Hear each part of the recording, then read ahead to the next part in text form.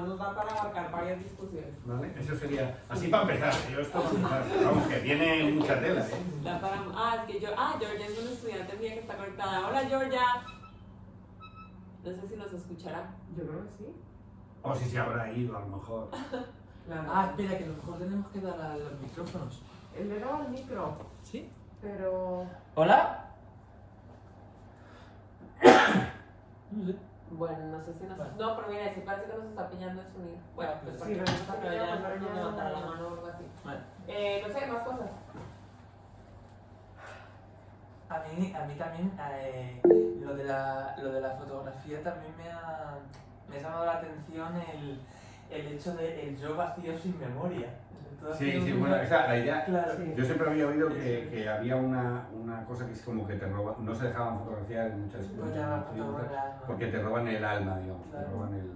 Sí, luego si quieren les explico. Pero bueno, supongo que habrá varias interpretaciones posibles o varias... Claro, pero es verdad que cuando... A mí me fascina la fotografía, porque es verdad que cuando vemos una fotografía y de alguien, en realidad eso está como descontextualizado. Entonces es un yo que no es el yo, es decir, pues eso, es un yo vacío, sin recuerdos, sin... A mí me llama mucho la atención eso. Sí. También. Sí. ¿Y a ustedes? A mí me ha parecido, o sea, como una posición, es que enlazando un poco con la conversación que teníais antes, que luego además es que me resulta que tiene mucho que ver con todo esto que estábamos viendo luego, pero al final, o sea, como una percepción muy simplona, ¿vale? Pero cuando ves la película, al final el blanco, entre comillas, o sea, lo que representa nuestra cultura occidental o como se quiera llamar, representa como el cortoplacismo, la falta de cultura en el fondo, ¿no? La falta de conocimiento. Y al final donde tienes el conocimiento es en esa persona que no tiene ese conocimiento global, que no tiene acceso a lo que consideramos hoy en día que es, ¿no? Un poco lo científico, las bases de datos, y entonces te pones con esas dos posturas y es esa dicotomía, ¿no? De decir, jolín, pues ¿dónde está la base del conocimiento o qué conocimiento es más puro? ¿O qué conocimiento es más...?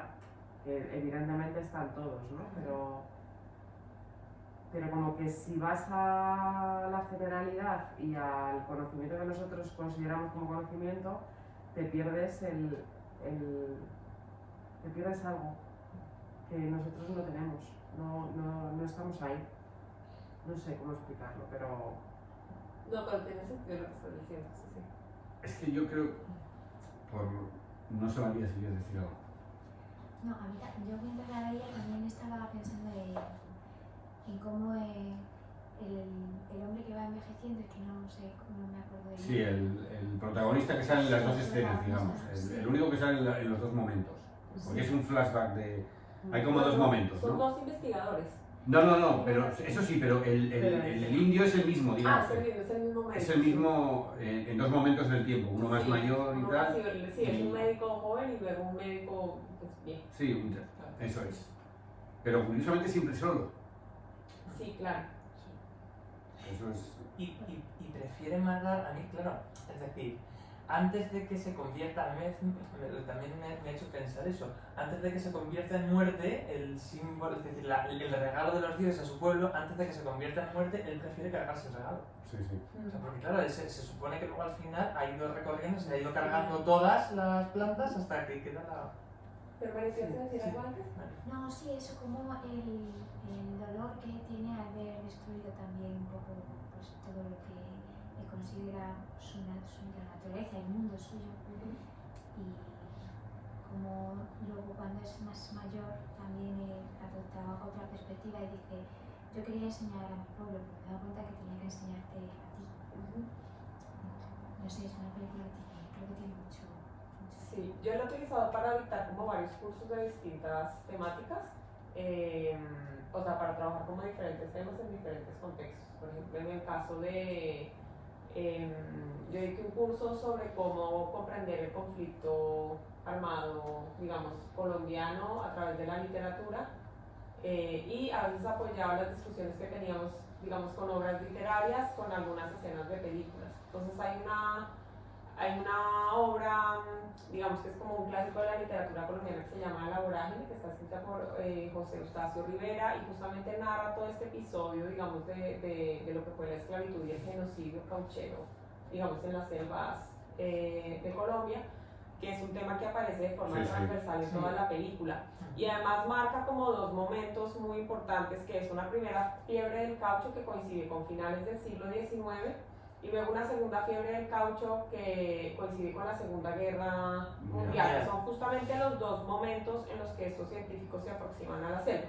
Entonces, claro, en el caso del trabajo que hacíamos sobre literatura y cómo analizar el conflicto, simplemente era como una forma de ilustrar, ¿no? Como una cuestión ilustrativa, etcétera, pero en el caso de teorías antropológicas clásicas, que al final lo que yo enseño es historia de la antropología, yo les digo que la producción de conocimiento y las ciencias occidentales van de la mano del desarrollo del capitalismo y del colonialismo, y que el saber siempre ha estado ligado con un ejercicio de poder. Entonces que tenemos que entender el origen de nuestra ciencia y el pensamiento moderno en ese contexto. Y justamente hablo de cómo esa expansión de Occidente a finales del siglo XIX, ¿no? Implica también toda una empresa que empieza a financiar a científicos que empiezan a viajar a diferentes partes del mundo, pero que ese conocimiento no es un conocimiento inocente, ¿no? Que es un conocimiento que tiene unas implicaciones políticas. Y eso lo vemos tanto a finales del siglo XIX como en esa antropología, digamos, de principios del siglo XX, inclusive hasta los años 60, ¿no? Donde hay muchísimas expediciones, donde envían a botánicos, antropólogos, etcétera, justamente y el caso del caucho es fundamental, ¿no? Porque hay unas primeras expediciones a principios del XIX, justamente para buscar caucho, ¿no? Eso va a generar una serie de procesos, obviamente, digamos, en estas regiones, y luego ocurre lo mismo digamos, durante la Segunda Guerra Mundial, porque en el momento en que Japón entra a la guerra, digamos que el caucho domesticado que habían cultivado en las colonias en todo el sudeste asiático ya no puede Europa acceder a eso, y entonces tienen que volver otra vez a la Amazonía, digamos, a buscar el caucho para la fabricación de armamento, ¿no? Llantas de aviones, etcétera, etcétera. Entonces, por ejemplo, yo ahí también les meto esta cuestión de cómo esa antropología miraba a estas comunidades, estas culturas como aisladas, ¿no? Es esa noción un poco funcionalista del concepto de cultura, que las ve como una cosa autocontenida. El momento de Franz Boas, ¿no? O sea, sí, el momento como de... Es el nacimiento del relativismo también. Claro. Sí, pero claro, todavía la noción de cultura es muy autocontenida, ¿no? Esta visión, digamos, de muy homogénea. Claro, de estos precursores de la antropología, de Radcliffe Brown, ¿no? Evans Pritchard y la escuela también estadounidense, Franz Boas, etc. Y claro, no están contando por una parte ni lo que está pasando alrededor, es decir, por ejemplo, los caucheros están ausentes en esas etnografías y en las descripciones de esos pueblos, los misioneros, ahorita vamos ahí, están ausentes, por ejemplo, y por otra parte la selva se ve como una cosa que está, o sea, no se ve en clave geopolítica, ¿no? Que es una mirada que empieza digamos, a aparecer en la antropología a partir de la década de los 60, que es cuando dicen como, claro, o sea, nosotros no podemos entender esas relaciones culturales que se dan en la selva si no entendemos ese contexto geopolítico más amplio, es decir, qué estaba pasando en Europa en ese momento para que estas personas fueran esclavizadas para la extracción de caucho, ¿no? Eso sí lo miramos en términos, digamos, más globales. Y luego si nos acercamos a mí me gusta mucho trabajar a partir de escalas. Si nos centramos luego en la escala del Estado Nacional, por ejemplo, ya introduzco un concepto como el de colonialismo interno, ¿no? Como explicamos cómo las sociedades nacionales, al interior de los estados nacionales, también generan una relación colonial con respecto a esos otros culturales, que en este caso serían estas poblaciones indígenas. Entonces tenemos un colonialismo, digamos, imperial, ¿no? A nivel global, que va a generar una serie de efectos, y luego por otra parte también tenemos un colonialismo interno, ¿no? Que sería como ejercido por parte de esas sociedades nacionales hacia las propias comunidades. Tú, por ejemplo, hablabas de degeneración, ¿no? Yo, por ejemplo, hablo de cómo en las antropologías del norte se habla de aculturación, ¿no? De cómo una cultura, digamos, como que cambia, ¿no? Y se le impone de una u otra forma otra cultura. Sí que se plantea que puede ser una relación asimétrica de poder, pero por ejemplo la violencia no es una dimensión que aparece en ese análisis.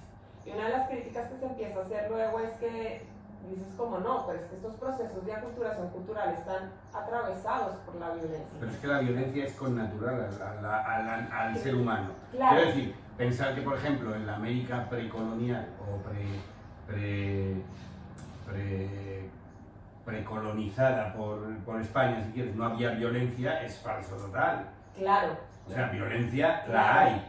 Por supuesto, lo que pasa es que antes se explicaba, o sea, es decir, antes no se veía el conflicto y la violencia como un elemento constitutivo de la cultura. O sea, eso es algo que no aparece en toda la, digamos, en esos inicios del desarrollo teórico antropológico de finales del 19 hasta más o menos los años 60, son los marxistas los que empiezan a plantear, justamente porque empiezan a cuestionarse esto del cambio cultural y la desigualdad y las jerarquías, ¿no? Y obviamente desde un marco estructuralista empiezan a decir como no, es que el conflicto es constitutivo de la cultura y entonces la mirada evidentemente cambia, pero antes no se tenía en cuenta la dimensión, por ejemplo, de la violencia y cómo interviene, por ejemplo, en esa transformación cultural. Entonces ahí, por ejemplo, hay otro, digamos, ahí decimos, el concepto de aculturación no nos sirve para explicar lo que ocurre aquí porque es un nivel de violencia brutal, ¿no? Necesitamos otro concepto.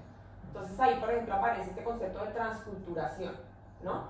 Que, digamos, sí que tiene, digamos, esta noción, por ejemplo, de violencia, es decir, que es algo que se produce a partir de un conflicto, ¿no? No es este eufemismo idílico del encuentro de civilizaciones, que es un poco ridículo, sino que realmente hay unas relaciones de poder ahí que están operando. Pero por otra parte también tiene que ver con cómo se genera una cosa que es nueva, y cómo esa cultura, digamos, que está recibiendo o a la que se le está imponiendo esa cultura dominante no es una cultura pasiva, que también es la otra visión que es, digamos, de esa antropología clásica, ¿no? Que eran como unos receptores pasivos a los que se les imponía, digamos, una cultura y entonces simplemente luego ya la tenemos, ¿no? Estamos occidentalizados y realmente ahí lo que se plantea es como no, o sea, estas personas tienen agencia e interpretan esa cultura a partir de sus propios referentes culturales, pero por otra parte la violencia con la que es impuesta esa cultura dominante tiene una serie de efectos, ¿no? Pero es que además esa cultura no es homogénea, es decir, no es claro. lo mismo el cauchero que el misionero o que el científico, Claro. no es igual, o sea, tienen incluso dentro del propio misionero había tipos diferentes. Claro. O sea, había modos distintos. Claro, es súper realmente es súper complejo. Y el punto ese también no es cuando le dice, o sea, a mí, bueno, una de las cosas que quería decir también es, en esto que estaba diciendo Laura ahora, claro, lo de, o sea, cómo la cultura que viene como impuesta, como eso, no son pasivos, sino que son agentes activos y que van modificando, eso se ve la segunda vez que van al sitio este donde estaban con el misionero. Sí, Claro, ahí es una movida que no es ni cristiano ni es algo nuevo, es es otra una cosa. cosa que ha surgido ahí. ahí ves una cosa brutal porque claro, Pero es disfuncional. aquí muchas veces hablan de sincretismo religioso, por ejemplo, ¿no? Que es un concepto que nosotros hemos desechado hace muchísimo tiempo, o sea, como no hablamos de sincretismo religioso justamente porque no evidencia la violencia, digamos, que ha atravesado ese proceso para generar como algo como esa secta que estábamos viendo ahí, ¿no? O sea, que al final lo que ves es que es justamente esa violencia que ha atravesado, digamos, ese proceso, lo que termina generando eso, ¿no? Que, claro, es supremamente chocante, ¿no? O sea, es una cosa que nos parece lo peor de los dos mundos. Claro, y hay un momento, sí, él dice como es lo peor de los dos, es lo peor de los dos. Y luego lo que te iba a preguntar, lo segundo, era también cuando él le dice, eres dos hombres. Claro, eso a lo mejor tiene también ese sentido de complejidad de... Claro, pero es que también con lo que tú decías de las Eres fotos. muchos hombres, o sea, no solo dos, es como la selva, es que no tiene una orilla, tiene 1000 orillas. Claro, eso tiene que ver con, o sea, eso tiene que ver obviamente con esta cosmología de cómo, y con la ontología propia de los pueblos amazónicos, de cómo interpretan y ven el mundo, pero luego también cómo ven al ser, al sujeto y a la persona. Y es que en la escatología amazónica, digamos, tú tienes como dos... Alma no sería como el concepto real, obviamente, pero tú tienes como dos personas, tienes como dos espíritus, ¿no? Entonces, eso también pasa, por ejemplo, entre los pueblos de la Orinoquía. Por ejemplo, los Guani le llaman el Jumpe, ¿vale? Y por otra parte tienes el Aura, ¿vale? Entonces, el aura es tu conciencia, ¿vale? Es tu conciencia, es lo que te hace persona. Y el jupe es lo que ellos decían que es en lo que se convierte o lo que es la foto, que es tu sombra, ¿vale? Entonces, por ejemplo, vean la importancia que tienen los sueños en la película, porque los sueños es la forma como ellos tienen, o sea, los sueños significan las visiones que tiene el médico, Claro. ¿no? Por ejemplo, cuando utilizan las plantas de poder, que es una forma de producción de conocimiento, es decir, el consumo de las plantas de poder es un proceso epistemológico en sí Claro. mismo, porque es una forma de producir saber y conocimiento, pero también cuando nosotros estamos dormidos, por ejemplo, nuestro jumpe se va, o sea, nuestra conciencia sale de viaje. Claro. Lo que pasa es que los mortales que no somos chamanes no podemos controlar nuestro jumpe, o sea, hace lo que le da la gana. Entonces uno sueña, pero uno no lo controla. Sin embargo, el chamán sí puede controlar a dónde viaja su jumpe. Y luego, el yaje, que es la sombra, es lo que se queda. O sea, cuando tú te mueres, tu jumpe se va al cosmos, por eso está, o sea, se va donde los ancestros, por eso también la noción de tiempo y espacio es distinta. Claro. Porque tú viajas a otro mundo, que es como otro plano terrenal, y eso al mismo tiempo significa viajar al pasado, porque te estás comunicando con los ancestros, que son los que poseen el conocimiento y el poder, y vas a dialogar con ellos, ¿no? Por eso todo el tiempo le está diciendo, no sabes escuchar, Claro. ¿no? Es como muy Claro. importante. Y luego la sombra, que no tiene memoria, porque la memoria es la conciencia, se Claro, ha ido se va, al mundo de claro, los muertos, la sombra se queda en la tierra, ¿no? Que es lo que él decía, nos hemos convertido en esto, ¿no? En unas personas que no tienen memoria y que no tienen... Y es muy interesante porque es una forma también como de representar el epistemicidio, ¿no? Que es otro concepto que trabajamos, por ejemplo, en clase, o el de etnocidio, ¿no? Claro. O sea, al final les digo, bueno, ¿qué consecuencias tiene, por ejemplo, un proceso de asimilación cultural forzada, por ejemplo, en una cultura, ¿no? Y, por ejemplo, en antropología de la educación yo hablaba de cómo la escuela había sido una especie, o sea, digamos, un dispositivo de administración de poblaciones indígenas en muchos estados con poblaciones indígenas. Pongo el ejemplo de Canadá y en América Latina tenemos 1000 ejemplos, pero el caso de las misiones religiosas en la Amazonía es brutal, porque aquí solo hablan de esos niños huérfanos, ¿no? Que son, digamos, quedan huérfanos por todo el proceso de esclavitud de personas indígenas, pero luego también los niños, yo por ejemplo hay una parte de mi tesis doctoral que trabajo sobre eso, que eran secuestrados de las comunidades, los llevaban de forma forzada a los internados y se les imponía a la fuerza la cultura, hablar el castellano, se les prohibía hablar sus propias lenguas y se les imponía de forma forzada, como en un campo de concentración. Entonces, claro, eran misiones capuchinas, franciscanas, etcétera, y claro, digamos como que esto ocurre de esa manera, y ahí vemos también todo ese tema de la jerarquización de saberes, ¿no? Porque al final ahí vemos como el conocimiento occidental se ve como universal, como el único válido, como el mejor, ¿no? Como el real, como el verdadero, y todos los otros saberes son vistos como ¿no? De salvajes, bueno, el lenguaje del cura, ¿no? Del demonio, ¿no? Pero bueno, como digamos inferiores, etcétera, ¿no? Y como que no existe. Pero y un poco también por ello, o sea, porque en el tipo que acompaña al primer científico, hay una relación ahí un poco Robinson Crusoe-Viernes, ¿sabes? Pero no por el, o sea, no solo por el científico, porque el científico incluso que, o sea, que él tiene la horizontalidad, pero No, hay como una sumisión del otro. claramente, Hay como una sí. sumisión Claro, del pero es otro. que, ahí es donde está el tema. Hay un mito psicoaní que a mí me encanta, que también aparece en algunas culturas amazónicas, que hablan de un momento en que ellos, digamos, hay uno de estos dioses que cambia de nombre de acuerdo a cada grupo étnico, porque hay una diversidad étnica y brutal. No sé si al principio que dice como de sana, Huitotos, porque está hablando de como de qué gente eres, ¿no? ¿Qué hablas? Sí. ¿No? Que tampoco hay una relación pacífica, porque según de dónde vengas, claro, o sea, lo que busca es que le acoja, es decir, tiene que dar con el nombre adecuado para que, Claro. entonces sí, Claro, total. porque si no, no. Si no, eres no. de otros, Sí, es otra gente. te voy a seguir apuntando. Claro, es otra Claro. gente, por eso es como identificarte como tú quién eres, ¿no? O sea, como, pero no sé de qué estaba hablando.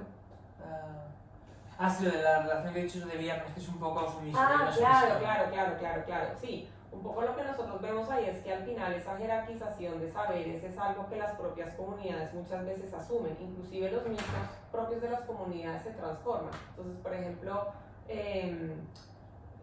yo hablando, digamos, con los médicos tradicionales, si cuando yo les preguntaba como ellos explicaban, por ejemplo, la relación que tienen con los blancos, o sea, con los no indígenas, ¿no? Entonces siempre contaban como un mito en el que estaba como Dios y llegaba como un hombre, estaba un hombre indígena y luego había un hombre blanco y entonces Dios le decía como, bueno, tengo acá la escopeta y tengo acá el arco y la flecha, ¿no?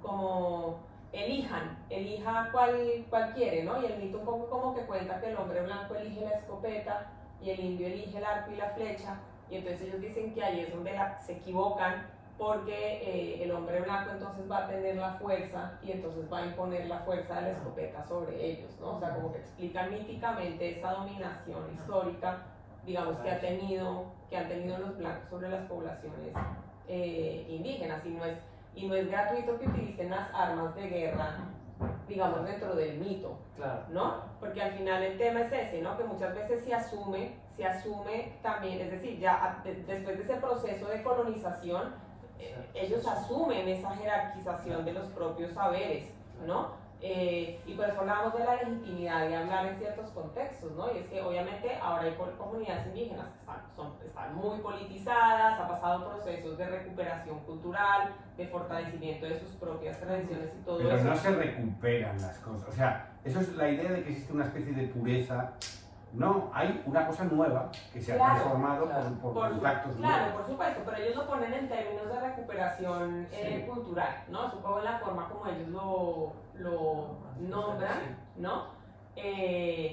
Y digamos que los procesos más fuertes que hay de educación intercultural en Colombia es justamente donde se han fortalecido, digamos, las escuelas comunitarias y bilingües, que ha sido también uno de los focos de reivindicación del movimiento indígena allí. Entonces tú ya sí puedes ver cómo hay espacios donde evidentemente las propias comunidades han trabajado con esta cuestión de la jerarquización de saberes, pero hay muchas otras donde no, y donde el saber legítimo y real sigue siendo el saber occidental, porque es lo que les llevan diciendo durante años a través de la tortura, del castigo físico y de una imposición violenta de ese conocimiento. Pero fíjate que, o sea, que a mí me llama la atención porque he podido viajar menos lo que me gustaría, pero he estado en Perú, he estado en Iquitos, he estado en Argentina, y he notado como en los últimos años sí que hay lo que tú dices, ¿no? Hay como una visión más de recuperación de lo suyo y bueno, pues volver un poco al origen de la cultura, y, o sea, ya no solo en las comunidades a lo que hoy indígenas, ¿no? Del Amazonas, sino que yo creo que es un movimiento, lo que hablabas antes, ¿no? Que también es de todo un país, de todo un continente, bueno, y seguramente en más sitios del mundo, ¿no? Pero eso de decir, bueno, pues ya ha sido como el episodio violento, traumático, exacerbado, porque es verdad que la violencia está en nuestras relaciones, pero todos estos procesos de evangelización, de guerras mundiales, de tal, han sido como momentos muy violentos, ¿no? Entonces, una vez pasada toda esa violencia, como que volvemos un poco a la calma y en esa reflexión ellos también han tenido un espacio de decir, bueno, no es que vaya a elegir una cosa u otra, porque es una cosa nueva a la que se tiende, ¿no? Pero vamos a recuperar lo que, o al menos vamos a reflexionar qué queremos recuperar. Sí, yo creo que lo interesante es que también ellos lo leen de cara al futuro, ¿no? O sea, muchas veces muchas veces se habla de recuperación cultural y la gente piensa que es como una vuelta al pasado, pero cuando en realidad se está pensando es como una utopía a futuro, ¿no? Sobre qué tipo de sociedad queremos ser y hacia dónde queremos, digamos, avanzar. Hay procesos también de romantización que antes has dicho. Total. Yo me acordaba, no sé si has leído, supongo que has leído el libro de Miguel Barley, El antropólogo inocente, este libro que es un poco humorista, gracioso y tal. No sé si lo has leído. Sí, pues entonces él cuenta que cuando, no sé si era con los Yaoundé o Yanomamo, no me acuerdo cuál era el pueblo donde él hizo el trabajo de campo, y decía que cuando llegó sobre esta especie de ecologismo que tienen, dice que lo que más le echaron en cara cuando fue al pueblo es que no trajese ese veneno que mata todo tipo de peces, grandes y pequeños, que te permite pescar pescar súper fácil y porque está el trice de todos los peces en abundancia, ¿no? Claro. O sea que esos procesos también existen, ¿no? Claro. Y tiene que ver también con cómo entra el conocimiento de afuera y cómo es utilizado y para qué, ¿no? O sea, hay un montón de cosas que hay que como la brújula, ¿no? Que al final, ahí era donde iba el Sí, la tema. brújula. O sea, lo de la brújula sirve para muchas cosas. Porque yo digo, la brújula nos ayuda, por ejemplo, a explicar muchas veces como esta posición del antropólogo metropolitano de querer mantener a las sociedades indígenas como puras para Sí, poderlas exacto, estudiar por exacto, siempre, sí, ¿no? sí, O sea, sí. esta cosa que tiene que ver con esta cosa del buen salvaje romantizado, ¿no? Entonces ahí aparece también un poco como esa cuestión, ¿no?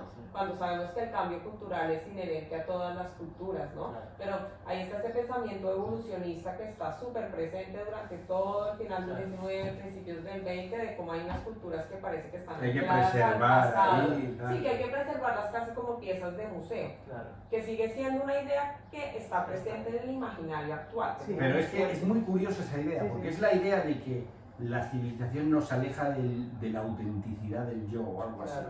Claro. Una idea un poco romántica, en el sentido de que cuanto menos contaminado estás cuanto menos desmaterializado estás, por seguir en nuestra cultura que es muy desmaterializada, Sí. más cerca estás del auténtico yo de la humanidad. ¿no? Claro. Eso es muy rusoniano. Quiero decir, Sí, es muy claro, rusoniano, muy es como rusoniano, muy moderno, claro, ¿no? es muy rusoniano, pero al mismo tiempo es supremamente euro y etnocéntrico, Sí, ¿no? sí, O sea, claro, es decir, claro. o sea, está supremamente anclado a lo que es, digamos, como ese lo del pensamiento moderno occidental, por o sea, es decir, siempre, y por eso que está, oscila entre, ¿no? La salvajización del otro, ¿no? Como inferior, como estancado en el tiempo y su romantización, que es o sea, que es una esquizofrenia que tiene, digamos, volviendo a la clase de historia de antropología, ¿no? Que tiene, digamos, la ciencia antropológica. Pero que yo todo el creo siglo que XX. contamina también Ujú. todos los movimientos de recuperación. No, porque ahí se plantea en términos, por ejemplo, de identidades políticas y surgen otro tipo de conceptos. Hay un concepto que se trabajó mucho durante los años 90 en América Latina, justamente. Es decir, la emergencia fuerte de movimientos indígenas que empiezan a hacer como unas demandas muy claras a los estados nacionales surge a partir de los años 70. Y de alguna forma en los 90 vemos cómo se materializa toda esa movilización social y lo vemos a través, por ejemplo, de las reformas constitucionales. Los estados se redefinen como plurinacionales, multiculturales, pluriétnicos, ¿no? Y hay una serie de derechos culturales y eso también implica que hay una emergencia de unas identidades políticas. Entonces vamos a ver cómo hay unos grupos que empiezan, digamos, como a performar esas identidades culturales, porque de alguna forma también es una demanda que los propios estados hacen como para poder garantizar esos derechos Es culturales. que es curioso porque hablando de eso, no sé si conoces el texto creo que es James Clifford, Sí. es bastante antiguo, que comenta los juicios que hubo en Estados Unidos de las tribus de indios americanos, digamos, de los Sioux y tal, por recuperación de tierras. Sí, Entonces hicieron demandas para que les devolviesen tierras. sí, Entonces, ¿cuál era el problema? El problema es que ellos tenían que demostrar que eran los mismos. sí. O sea, ¿hasta qué punto tú no te has cambiado, no te has Ah, mestizado, ah. ya no eres ese... Ah. ¿En qué sentido eso es tuyo? Claro. ¿Por qué tuyo? Claro. ¿No? Claro. O sea, ¿qué es el tuyo? ¿Qué es el tú? Ese es mi trabajo en Colombia. ¿Vale? Claro. Entonces, Claro. ¿qué es el tú? ¿Quién es ese tú? Claro, es que en Colombia Pues empezó eso, a pasar lo de James eso. Clifford es súper interesante. Claro, en Colombia empezó a pasar eso y entonces hay un concepto que es el de reindigenización o reindianización, ¿no? Entonces partían como, bueno, o sea, estamos en esos procesos de recapitulación cultural. Entonces, yo les contaba antes que yo trabajaba, por ejemplo, me tocaba hacer conceptos académicos para la Corte Constitucional. Entonces, por Pero ejemplo, esto ya no era cultural, era sobre propiedad de tierras. claro, eso es en lo que yo trabajo. Digamos, por ejemplo, con Corte Constitucional hemos desarrollado, o sea, la Corte Constitucional utiliza un concepto que es muy antropológico, que es el de territorio ancestral, que lo usamos mucho, por ejemplo, en esas disputas sobre tenencia de tierras, ¿no? Entonces, por ejemplo, digamos, yo trabajo mucho con tradición oral. Yo, por ejemplo, hago recorridos yo hago recorridos por los territorios, por ejemplo, con los médicos sobre tradición oral, y entonces trabajamos a partir de la cartografía, por ejemplo, social, etnografía, etcétera, para crear mapas sobre los territorios ancestrales, ¿no? y eso es una información legítima porque está escrita por un científico. Que si ves el juego es brutal, ¿sabes? Porque al final yo trabajo a partir de un diálogo de saberes, pero para el estado del conocimiento legítimo es el que va firmado porque tiene mencionado, es que, ¿no? Y entonces, claro, porque yo soy la experta, es brutal. Pero seguro que encuentra, quiero decir que lo que Claro. pasó en Estados Unidos es que, como es una reivindicación por territorio, es una reivindicación frente a otro. Entonces, claro, el otro siempre te encuentra un antropólogo que te dice, no, si es que tú ya no eres ese, o sea, Claro, pero es tú que eres es- otro, estás claro, mezclado, pero ahí es donde está. tienes tu legitimidad Claro. ya no es... Pero por eso es que yo te digo que al final el conocimiento no es neutro, porque si tú das un dictamen de que no es indio, le estás quitando la tierra a alguien, y si dices que sí, pues Claro. igual les estás garantizando su derecho al territorio y a tener una vida suficiente y digna, Claro, entonces, en contraposición en el fondo, al latifundio. pero estamos metiendo un debate sobre el yo, o sea, sobre el de dónde vengo, o sea, a quién pertenezco, que es a quién pertenece, lo estás judicializando y lo estás convirtiendo estás entrando Claro. dentro de una... Claro, pero es que esos son los problemas reales de los que Sí, yo sí, les hablo a sí, mis sí. estudiantes, que Claro. nosotros nos enfrentamos, porque yo les digo, o sea, al final el conocimiento antropológico acá a veces como que se ve que está encerrado en la torre de marfil y no es así, o sea, nos puede servir para resolver casos prácticos, o sea, cosas reales que Como ocurren esto. allá afuera, ¿no? Y al final, tanto el que dice como no eres indígena ya porque tú has perdido tu cultura, también está partiendo de una noción esencial. No solo, tradicionalista de claro, la no propia solo tu cultura, ¿no? que es muy curioso cómo la gente recupera sus cosas para Claro. visibilizar que tienen una... Claro. Sino incluso genéticamente, tú puedes haber tenido mestizaje... Claro. Pero sabemos que al final no hay una base biológica. Mira, les voy a contar un ejemplo súper cortito, pero ese fue mi primer trabajo cuando me gradué en la universidad de antropóloga, para que vean el grado de responsabilidad que uno tenía ya estando muy joven. Era porque había una comunidad que consideraban que era campesina, no indígena, que le había dicho al Estado, nosotros somos indígenas, queremos que nos reconozcan. Entonces, el Estado dijo, vale, pues tienen que hacer un estudio antropológico que determine si ustedes son indios o no, para que nosotros podamos darles el aval como parcialidad indígena. Entonces, claro, eso llega hasta Corte Constitucional, que llama a la universidad, hola, necesitamos expertos que hagan un estudio sobre tal, ¿no? Se sacó una convocatoria pública a la que se presentan profesores, obviamente, tal. Y yo, por ejemplo, trabajé en este proyecto como investigadora, porque la convocatoria se la ganaba el profesor con el que yo trabajaba allí, que había sido allá, tú puedes ser profesor asistente desde que estás en el grado, es como una cosa que te pueden dar por tener como muy buenas notas, ¿no? Es como, te vuelves como una especie de asistente de profesor y tal. El caso es que yo termino trabajando ahí, haciendo toda la investigación sobre organización política. Y la forma en la que yo probé que esa gente era indígena era porque encontré las actas, ¿vale?, de las juntas de indios que había, digamos, desde finales del 19, más o menos, todas las actas de las juntas de indios, y luego las comunidades campesinas ahí ya no tienen juntas de indios, pero tienen unas cosas que se llaman las juntas de acción comunal, que son como, sí, como una especie de órgano gubernamental que tienen en las zonas rurales. Y entonces yo cogí ambas actas y a la compañera que estaba haciendo la investigación sobre parentesco, que estaba haciendo todos los árboles genealógicos a partir de las partidas de bautismo que tenía el párroco de la iglesia, le dije, páseme eso, y logré conectar que los asistentes de la Junta de Indios eran los abuelos y bisabuelos de las personas que asistían a las juntas de acción comunal del presente, para montar que había, o sea, mi argumento ahí no era que eran la misma gente y que al ser descendientes de indios, por lo tanto, eran indios, sino que había una continuidad en las formas de gobierno tradicionales, ¿vale? Es decir, que se mantenía una política, por ejemplo, de toma de decisiones asamblearia, o sea, es decir, leyendo las actas, o sea, no era tanto como un argumento como, no, bueno, al ser descendientes directos, entonces tenemos que dar eso, Sino ¿no? mantenimiento. Sino que el argumento ahí era cultural, ¿no? De cómo se mantiene, por ejemplo, la forma de organización política comunitaria, que ¿no? había. Claro, sí, entonces ya me metía con que había una política asamblearia, una toma de decisiones, etcétera, Bueno. y también las problemáticas. Yo me tengo que ir, por cierto. Sí, que hay que comer, Me etcétera. tengo que ir porque si queda alguna persona me cuenta.